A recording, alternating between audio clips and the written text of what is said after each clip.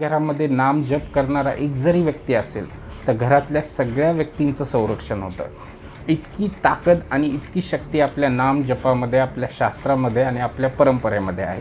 मग आता प्रश्न आहे की समस्या आहेत, बाधा आहेत, कोणाला कर्जवाढी आहे, कोणाला आरोग्य आहे, कोणाला दवाखाना लागला आहे, कोणाला कोर्ट कचेरी लागली, कोणाला सगळं काही चांगलं आहे पण घरात सुखच नाही आहे, काहीतरी कमी असल्याचं नेहमी भास होत राहतं. खूप जणांना सरकारी नोकरी आहे, त्यांची पत्नी चांगली आहे, कुटुंबसुद्धा फुललेलं आहे, भरलेलं आहे, पण न जाणं त्या घरामध्ये अचानक प्रकारची अशांती, अशा कित्येक समस्या आणि कित्येक गोष्टींना लोक आज सामोरे जात आहेत.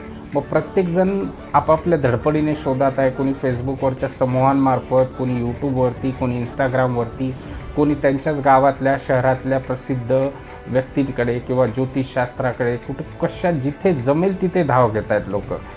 पण मूळ प्रश्न हा आहे की ज्या आपल्या शास्त्रामध्ये परंपरा आणि गोष्टी ज्या नमूद केलेल्या आहेत त्यातून जर सगळ्यांना मार्गदर्शन करायचं म्हणलं तर माझ्या एक गोष्ट लक्षात आली की आज खूप जणांना त्यांची कुलदेवता माहीत नाही आहे, खूप जणांनी गुरु केलेला नाही आहे किंवा त्या बाबतीत कोणाला योग्य ते मार्गदर्शन मिळालेलं नाही आहे.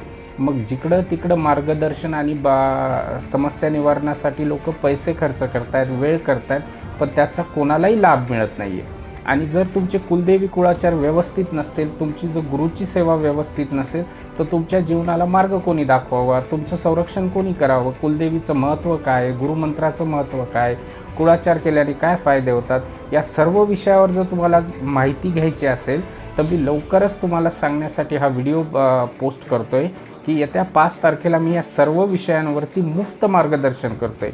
मी यासाठी कोणाकडून 1 रुपयाही चार्ज करणार नाही. पण जर जास्तीत जास्त लोकांना ही माहिती हवी असेल तर मला फक्त कमेंट बॉक्समध्ये हो असा मेसेज करून प्रतिसाद द्यावा. धन्यवाद.